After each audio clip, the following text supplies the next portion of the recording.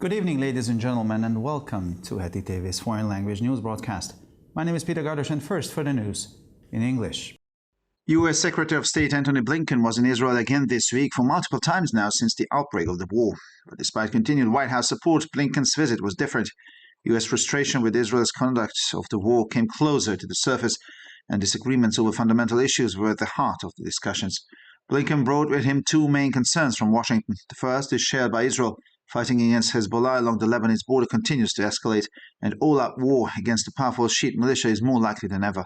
However, a war between Israel and Hezbollah would not only require the destruction of Lebanon and exact a heavy price on Israel's home front, but would also risk drawing the United States into the fight against Iran and its proxies.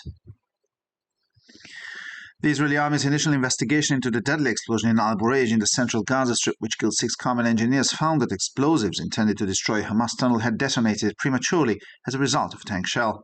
The combat engineers prepared the tunnel for destruction and filled the underground tunnels with explosives. Half an hour before the blast was due to be carried out, a tank stationed next to the explosive cordon fired a projectile at a nearby building, detecting suspicious movements. According to the investigation, the detonating cord was somehow activated by the explosion of the tank shells, leading to the premature massive detonation of the tunnel system, while the combat engineers were still preparing the demolition. Israel's war cabinet has reviewed a new Qatari proposal for the release of hostages and a ceasefire in the Gaza Strip, according to several reports. The offer reportedly goes beyond the temporary ceasefire and includes a timetable for ending the war, which includes the exile of Hamas leaders and the withdrawal of Israeli troops from the Strip. According to local channels, the preliminary proposal in Doha is that Israel would allow Hamas leaders to leave the Gaza Strip in return for the gradual release of all remaining prisoners and the Israeli Defense Forces ending their offensive. The Israeli government and military officials have repeatedly stated that the IDF will not stop fighting until it ends the terror group's rule in Gaza. Mariusz Kaminski, a former interior minister and member of the Polish opposition Law and Justice Party, had started a hunger strike in prison, according to Błażej Probozy, and an advisor to the Polish head of state. At a press conference outside the Prime Minister's office in Warsaw, Probozy read out Kaminski's statement before his arrest at the presidential palace. In the statement addressed to Justice Minister Adam Bodnar, Kaminski called his conviction for fighting corruption and, as he said, his unlawful deprivation of his mandate as a deputy an act of political revenge.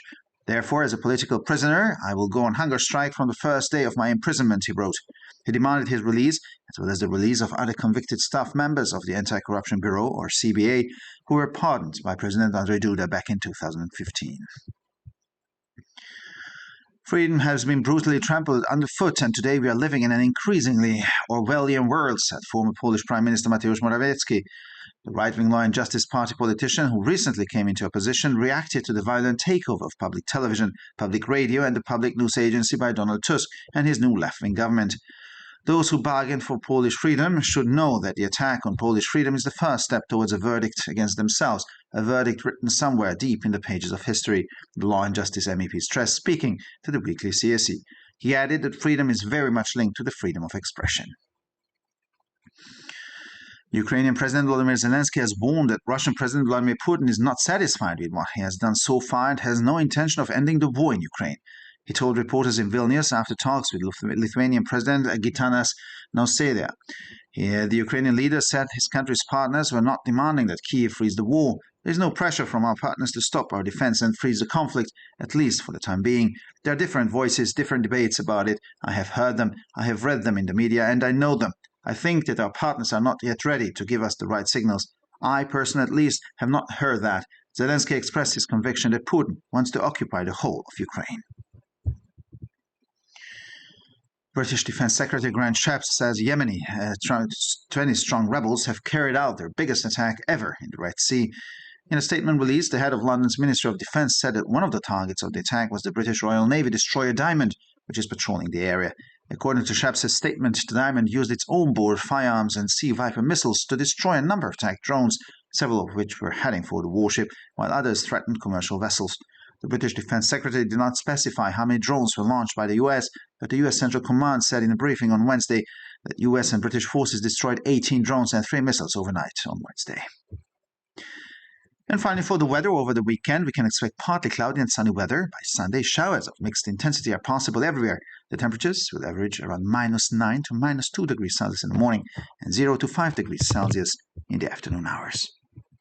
For this information, please visit our websites at www.hettytv.com or broyerpress.com. So much for the news in English, and now we continue with the news in German.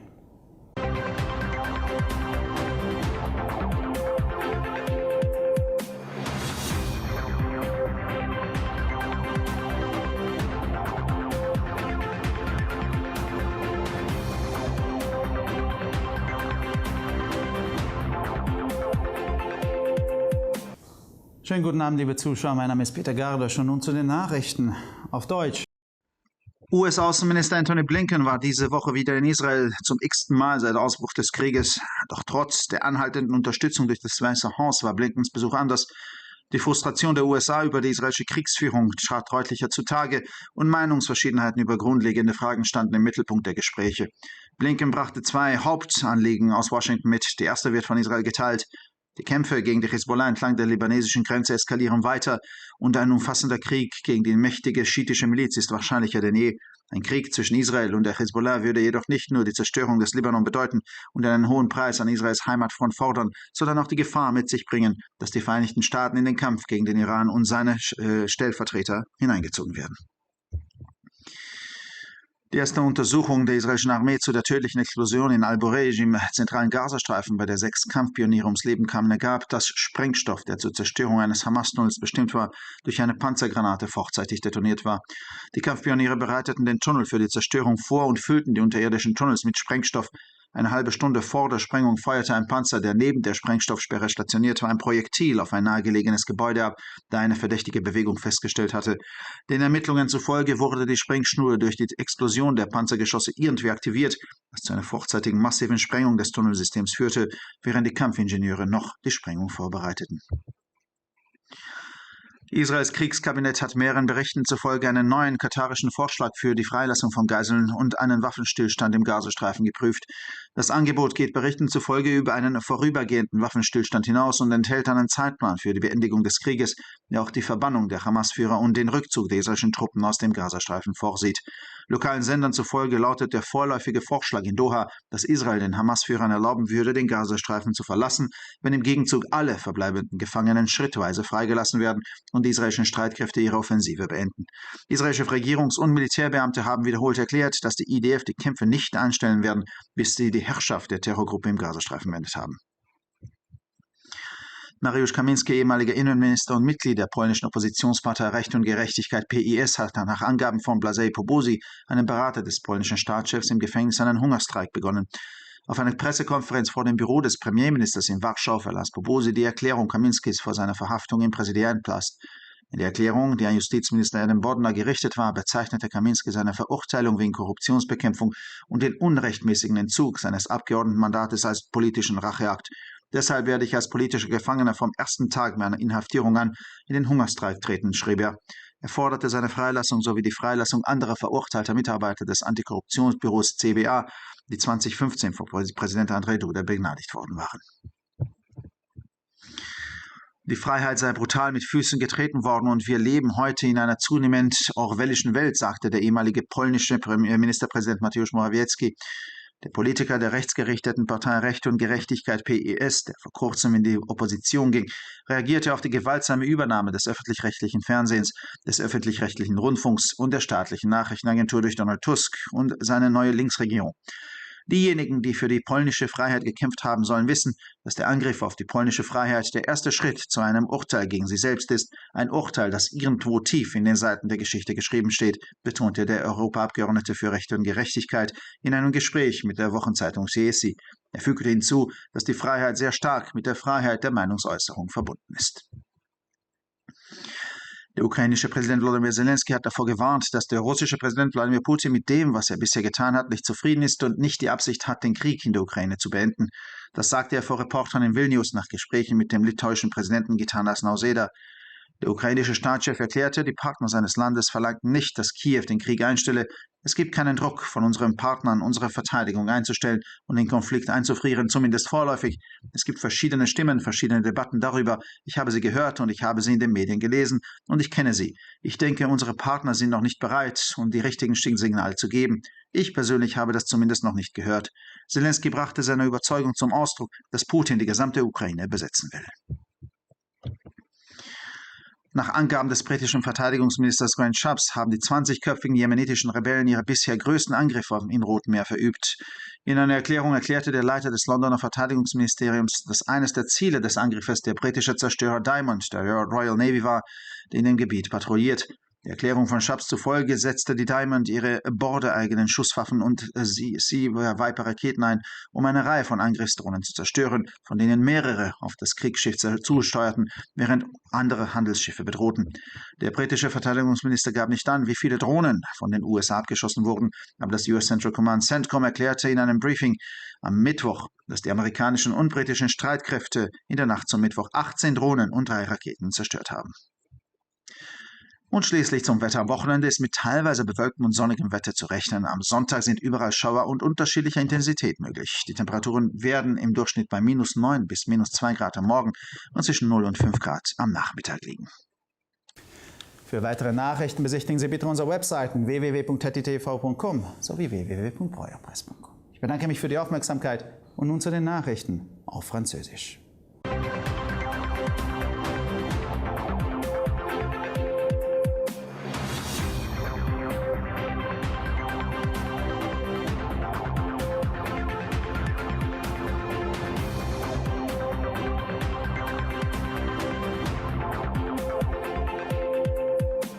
Bonjour à tous et bienvenue à ITV. Je m'appelle Peter Gardosch et ce sont les titres en français.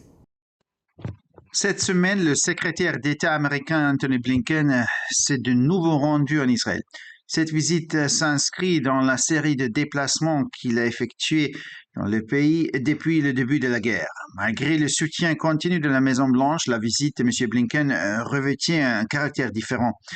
La déception des États-Unis face à la conduite de la guerre par Israël est remontée à la surface. Les désaccords sur des questions fondamentales ont été au cœur des discussions. Le chef de la diplomatie américaine a révélé les deux grandes préoccupations de Washington. La première est partagée par Israël. Les combats contre les Hezbollah le long de la frontière libanaise continuent de s'intensifier. Une guerre totale contre la puissante milice chiite est plus probable que jamais. Cependant, une guerre entre Israël et le Hezbollah entraînerait non seulement la destruction du Liban, un lourd prix à payer sur le front intérieur d'Israël, mais risquerait également d'entraîner les États-Unis dans un combat contre l'Iran et ses mandataires. L'enquête préliminaire de l'armée israélienne sur l'explosion meurtrière d'Al-Boureij dans le centre de la bande de Gaza qui a tué 6 ingénieurs de combat a révélé que les explosifs destinés à détruire un tunnel du Hamas avaient explosé prématurément sous l'effet d'un projectile de char d'assaut. Les ingénieurs de l'armée ont préparé le tunnel en vue de sa destruction et ont rempli les tunnels souterrains d'explosifs. Une demi-heure avant l'explosion, un char stationné à côté du cordon d'explosifs a détecté des mouvements suspects et a tiré un projectile en direction d'un bâtiment situé à proximité. Selon l'enquête, le cordon détonant aurait été activé par l'explosion du projectile du char, entraînant l'explosion massive et prématurée du système de tunnel alors que les ingénieurs de combat étaient encore en train de préparer la démolition. Selon plusieurs rapports, le cabinet de guerre israélien a examiné la nouvelle proposition du Qatar concernant la libération des otages et un cessez-le-feu dans le banc de Gaza. Cette proposition irait au-delà d'un cessez-le-feu temporaire et comprendrait un calendrier pour mettre fin à la guerre, notamment l'exil des dirigeants du Hamas et le retrait des troupes israéliennes de la bande de Gaza. Selon les chaînes locales, la proposition préliminaire de Doha consiste à ce qu'Israël autorise les dirigeants du Hamas à quitter le bande de Gaza en échange de la libération progressive de tous les prisonniers restants et de l'arrêt de l'offensive des forces de défense israéliennes. Le gouvernement israélien et les responsables militaires ont indiqué à plusieurs reprises que les forces de défense israéliennes ne cesseraient pas de se battre tant qu'elles n'auraient pas mis fin à l'emprise du groupe terroriste sur la bande de Gaza. Le conseiller du chef de l'État polonais, Błażej Powózia, a annoncé que Mariusz Kamiński, ancien ministre de l'Intérieur et membre du parti d'opposition polonais Droits et Justice, PIS, avait entamé une grève de la faim en prison. Lors d'une conférence de presse devant le bureau du Premier ministre à Varsovie, M. Pobosy a lu la déclaration de Mariusz Kaminski avant son arrestation au palais présidentiel. Dans cette déclaration adressée au ministre de la Justice de Bodnar, M. Kaminski qualifie d'acte de vengeance politique sa condamnation pour avoir lutté contre la corruption. Selon lui, il a été illégalement privé de son mandat de député. C'est la raison pour laquelle, en tant que prisonnier politique, j'entamerai une grève de la faim le premier jour de mon incarcération, a-t-il écrit. Il a demandé sa libération ainsi que celle des autres employés condamnés du Bureau de lutte contre la corruption CBA qui ont été graciés par le président Andrzej Duda en 2015. La liberté a été brutalement piétinée et nous vivons aujourd'hui dans un monde de plus en plus orwellien, a estimé l'ancien premier ministre polonais Mateusz Morawiecki. Le responsable politique du parti de droite Justice PIS, qui est récemment passé dans l'opposition, a réagi à la prise de contrôle violente de la télévision, de la radio et de l'agence de presse publique par Donald Tusk et son nouveau gouvernement de gauche. Ceux qui ont marchandé pour la liberté de la Pologne doivent savoir qu'une attaque contre la liberté polonaise est le premier pas vers un verdict contre eux-mêmes, un verdict écrit quelque part dans les pages de l'histoire, a souligné le député du Parti droit et justice dans un entretien à l'hebdomadaire CSI. Il a ajouté que la liberté était étroitement liée à la liberté d'expression. Le président ukrainien Volodymyr Zelensky a prévenu que le président russe Vladimir Poutine ne se contentait pas de ce qu'il avait fait jusqu'à présent et qu'il n'avait pas l'intention de mettre fin à la guerre en Ukraine. Il a tenu ses propos à la presse à Vilnius après s'être entretenu avec le président lituanien Gitanas Nausėda. Le dirigeant ukrainien a précisé que les partenaires de son pays n'exigeaient pas de Kiev qu'il mette fin à la guerre. Il n'y a pas de pression de la part de nos partenaires pour arrêter nos défenses. Il n'y a pas de pression pour geler le conflit, du moins pour l'instant. Il y a différentes voix, différents débats à ce sujet. Je les ai entendus, je les ai lus dans les médias, je les connais, mais je pense que nos partenaires ne sont pas encore officiellement prêts à nous donner un tel signal. Personnellement, en tout cas, je ne l'ai pas entendu, a-t-il dit. M. Zelensky s'est dit convaincu que le président Poutine voulait occuper l'ensemble de l'Ukraine. Selon le secrétaire d'État britannique à la Défense, Grant Shapps, les rebelles Houthis du Yémen ont mené l'attaque la plus importante de leur histoire en mer Rouge. Dans un communiqué publié, le responsable du ministère londonien de la Défense a indiqué que l'une des cibles de l'attaque était le destroyer Diamond de la Royal Navy britannique qui patrouillait là dans la zone.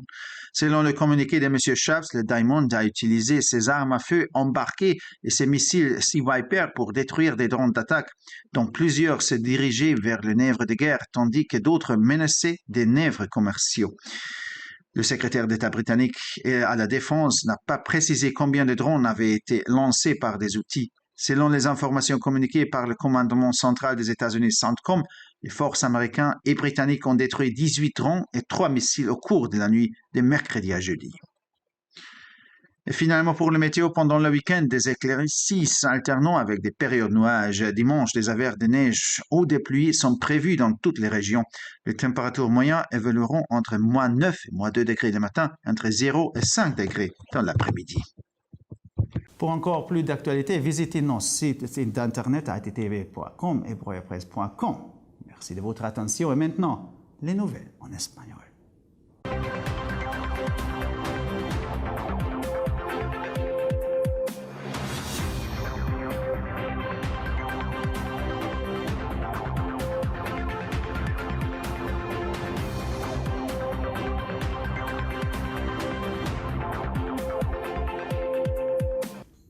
Buenas noches, damas y caballeros, y bienvenidos al programa de noticias en idiomas extranjeros de ETV. Mi nombre es Peter Gardos y estas son las noticias en español.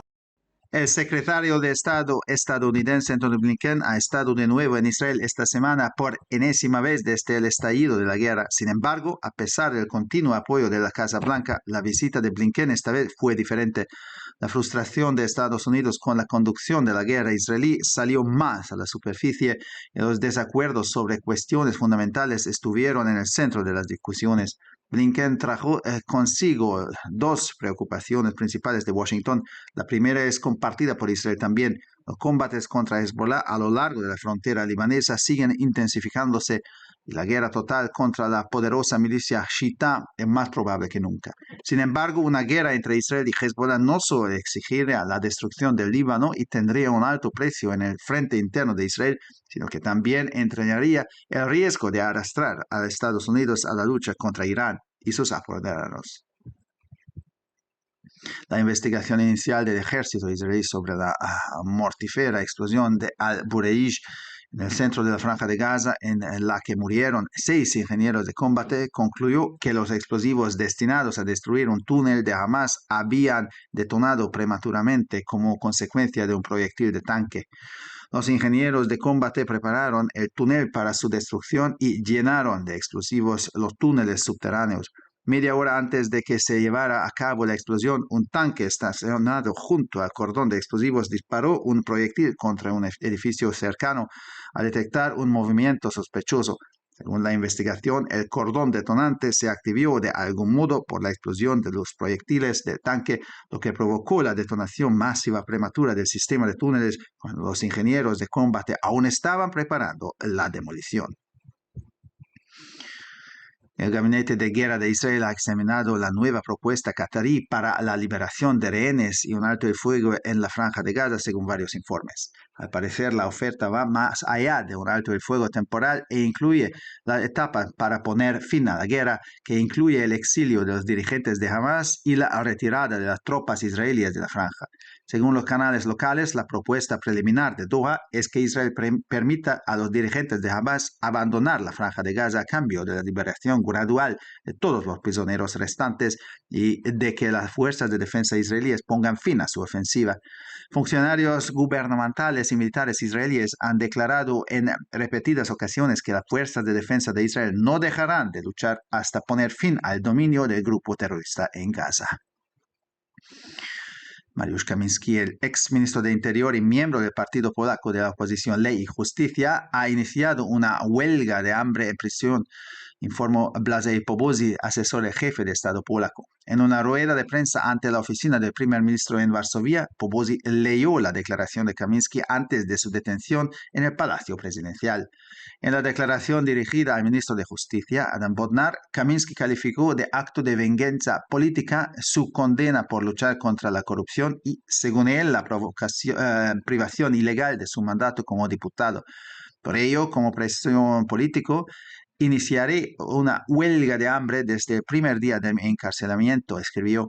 Exigió su liberación, así como la de otros funcionarios condenados de la Oficina Anticorrupción que fueron indultados por el presidente Andrzej Duda en 2015. La libertad ha sido brutalmente pisoteada y hoy vivimos en un mundo cada vez más orwelliano, afirmó el ex primer ministro polaco Mateusz Morawiecki. El político del partido de derecha Ley y Justicia, que recientemente pasó a la oposición, reaccionó hacia la violenta toma de control de la televisión pública, la radio pública y la agencia pública de noticias por Donald Tusk y su nuevo gobierno de izquierda. Aquellos que negociaron la libertad de Polonia deberían saber que el ataque a la libertad polaca es el primer paso hacia un veredicto contra ellos mismos, un veredicto escrito en algún lugar profundo de las páginas de la historia, subrayó el eurodiputado de Ley y Justicia en declaraciones al semanario CSI. Añadió que la libertad está muy ligada a la libertad de expresión. El presidente ucraniano Volodymyr Zelensky ha advertido de que el presidente ruso Vladimir Putin no está satisfecho con lo que ha hecho hasta ahora y no tiene intención de poner fin a la guerra en Ucrania. Así lo declaró a la prensa en Vilna tras entrevistarse con el presidente lituano Gitanas Nausėda. El dirigente ucraniano afirmó que los socios de su país no exigen a Kiev que paralice la guerra. No hay presión por parte de nuestros socios para detener nuestra defensa y congelar el conflicto, al menos por el momento. Hay distintas voces, distintos debates al respecto. Lo he oído, lo he leído en los medios y lo conozco. Creo que nuestros socios aún no están preparados para darnos las señales adecuadas. Yo personalmente al menos no lo he oído. Zelensky expresó su convicción de que Putin quiere ocupar toda Ucrania. El secretario de Defensa británico Grant Shapps afirma que los rebeldes huites de Yemen, integrados por 20 hombres, han llevado a cabo el mayor ataque de su historia en el Mar Rojo. En un comunicado emitido, el titular del Ministerio de Defensa londinense señaló que uno de los objetivos del ataque fue el destructor Diamond en la Marina Real Británica que patrulla la zona. Según el comunicado de Shapps, el Diamond utilizó sus armas de fuego de a bordo y misiles Sea Viper para destruir varios drones de ataque, varios de los cuales se dirigían hacia el buque de guerra, mientras que otros amenazaban a embarcaciones comerciales. El secretario de Defensa británico no especificó cuántos drones fueron lanzados por los hutíes, pero el Mando Central de los Estados Unidos, CENTCOM, dijo en una sesión informativa el miércoles que las fuerzas estadounidenses y británicas habían destruido 18 drones y 3 misiles durante la noche anterior. Y finalmente, por el tiempo, para el fin de semana se espera un tiempo variable entre parcialmente nublado y soleado. Para el domingo son posibles chubascos con precipitaciones en diferentes estados físicos en todas partes. Las temperaturas medias rondarán los menos 9 y menos 2 grados por la mañana y los 0 y 5 grados por la tarde.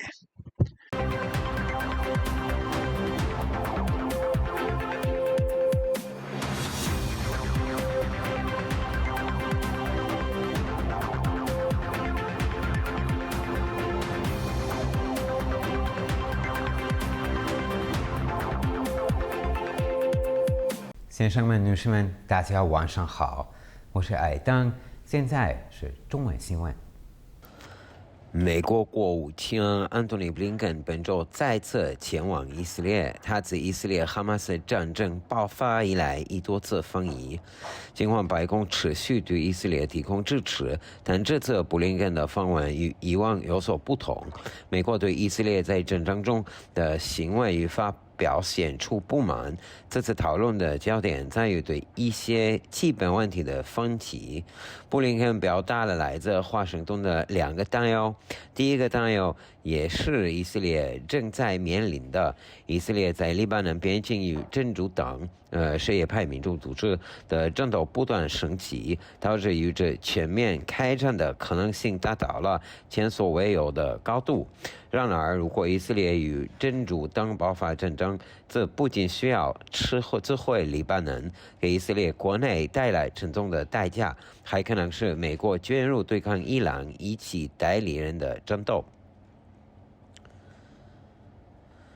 就加沙地带中部布雷吉难民营发生的致命爆炸事件，以色列军队初步调查显示，原本用于摧毁哈马斯隧道的炸药因每坦克爆弹的触发而提前爆炸，导致6名战斗工兵丧生。当时这些战斗工兵正在准备摧毁隧道，并往地下隧道调成炸药。在预定爆炸前半小时，一辆位于爆炸警戒相旁的坦克在探测到可以移动后向附近的建筑发射了1枚炮弹，炮弹引燃了导爆索，导致隧道系统提前发生的规模爆炸，而战斗工兵仍在隧道中。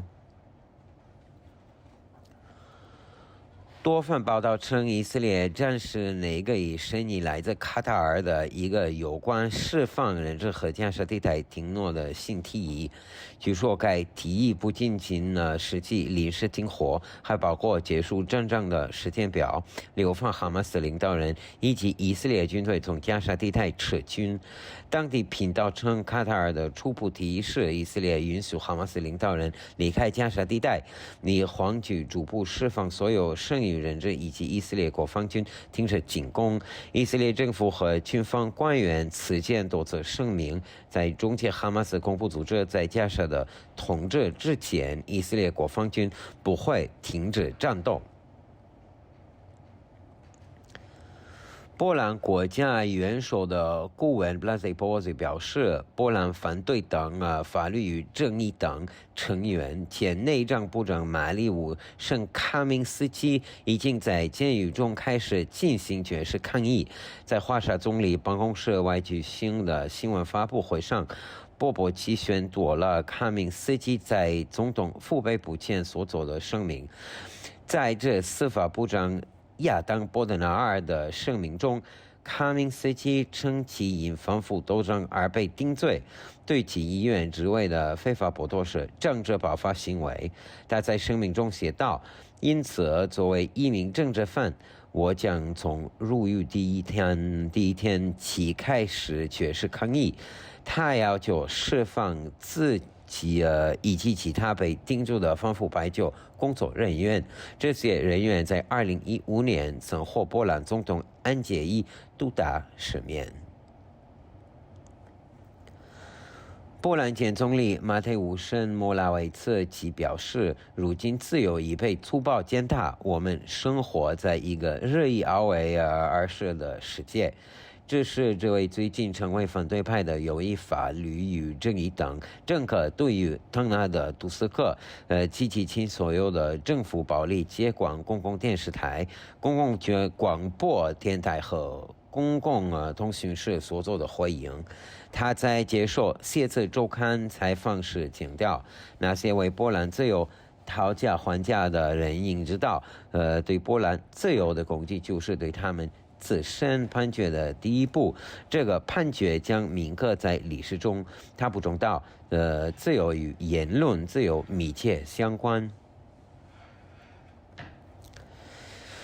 在与立陶宛总统基塔纳斯·纳斯达会谈后，乌克兰总统弗拉基米尔·泽连斯基在立陶宛首都维尔纽斯对记者表示，俄罗斯总统弗拉基米尔·普京对他迄今为止所做的事情并不满意，皆无意结束在乌克兰的战争。泽连斯基表示，基辅的盟友会要求其停止与俄罗斯作战，没有伙伴施压要求我们停止自卫。目前还没有停止冲突的压力。我听见了，从媒体上读到了，也了解所存在的不同看法和争论。但我认为我们的伙伴还没有正式准备向我们发出这样的信号，至少我个人没有听到他们的这种声音。泽连斯基坚信普京企图占领整个乌克兰。英国国防大臣格兰特·沙普斯表示，也门胡斯武装在红海发起了迄今最大规模的袭击。沙普斯在声明中指出，这次攻击的一个目标是在该地区巡逻的英国皇家海军驱逐舰钻石号。作为回应，钻石号发射舰载火炮和海杜式导弹摧毁了数架攻击性无人机，其中有几架向军舰飞来，而另一些则为些商船。他为具体说明美方发出了多少架无人机，但美国中央司令部CENTCOM 在周三的简报中表示，美英部队在周三夜间成功摧毁了18架无人机和3枚导弹。那天气呢？周末天气为局部多云和晴朗，周日全国各地可能有不同程度的阵雨。上午的平均气温为零下9到零下2度，下午为0至5度。女士们、先生们，非常感谢。为了更多的新闻，请关注我们的网站 hettydavid.com 或者 briarpress.com。我们祝你们周末愉快，谢谢。